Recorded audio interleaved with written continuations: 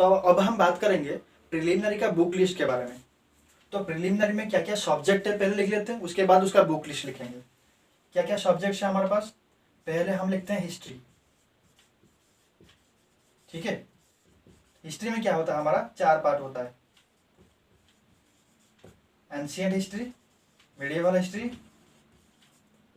Modern history and एक part होता है आर्ट एंड कल्चर। ठीक है, एंशिएंट हिस्ट्री के लिए हमें क्या पढ़ना है? आर.एस. शर्मा बुक। ठीक है, कौन सा बुक पढ़ना है? आर.एस. शर्मा। मिडिएवल हिस्ट्री के लिए सतीश चंद्र। ये जो दोनों बुक है ये एक्चुअल में हिस्ट्री का एंशिएंट मिडिएवल का दोनों पुराना ओल्ड एनसीईआरटी बुक है। मॉडर्न के लिए हम क्या पढ़ेंगे? स्पेक्ट्रम पब्लिकेशन का बुक। तो मॉडर्न हिस्ट्री के लिए हमें पढ़ना है कि स्पेक्ट्रम पब्लिकेशन का बुक। और आर्ट एंड कल्चर के लिए हमें पढ़ेंगे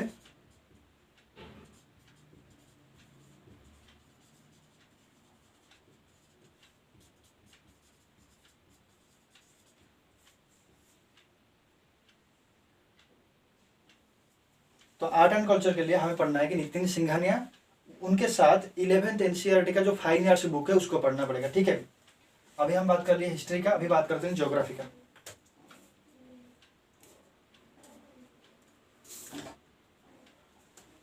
तो अभी हम बात करेंगे ज्योग्राफी का बुक।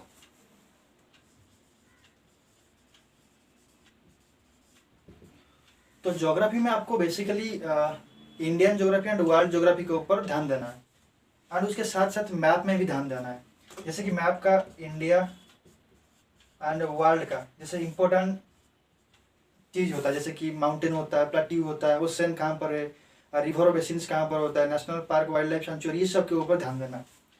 उसके साथ साथ एनसीईआरटी का 6 से लेकर 12 तक का सारे के सारे बुक एंड जीसी लियोंग एक ऑथर है, उनका ज्योग्राफी का बुक पढ़ना है। ठीक है, अभी बात करते हैं पॉलिटी एंड इकोनॉमी के बारे में।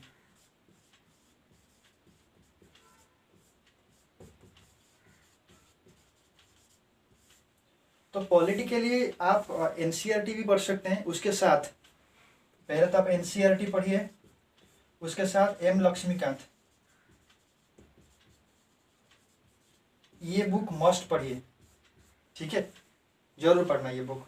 अगर हम इकोनॉमी का बात करते हैं, इकोनॉमी में क्या होता है, 11th एंड 12th का जो एनसीईआरटी बुक होता है, उसके साथ रमेश सिंह ये जो ऑथर है, उनका एक इकोनॉमी का बुक आता है इंडियन इकोनॉमी, ये बहुत अच्छे तरीके से समझाया है इस बुक में, तो इसको पढ़ सकते हो। तो इसको पढ़ सकते हो।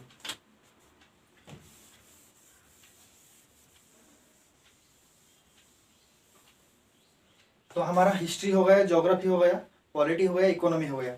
अभी हम लिखते हैं एनवायरमेंट का, साइंस एंड टेक्नोलॉजी के बारे में। तो एनवायरमेंट के लिए आपको क्या करना पड़ेगा? शंकर आईएएस का एक बुक आता है एनवायरमेंट के लिए, ये बुक आपको मस्ट पढ़ना है। उसके साथ क्या करना है, NIOS वेबसाइट में एनवायरमेंटल फ्री PDF मिलता है, उसको पढ़ना है।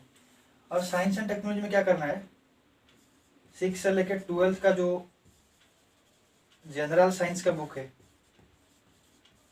उसको पढ़िए एंड उसके साथ साथ न्यू टेक्नोलॉजी जो भी न्यूज में रहता है उसको पढ़िए। तो अभी हम लास्ट में बात करते हैं करंट अफेयर्स के बारे में।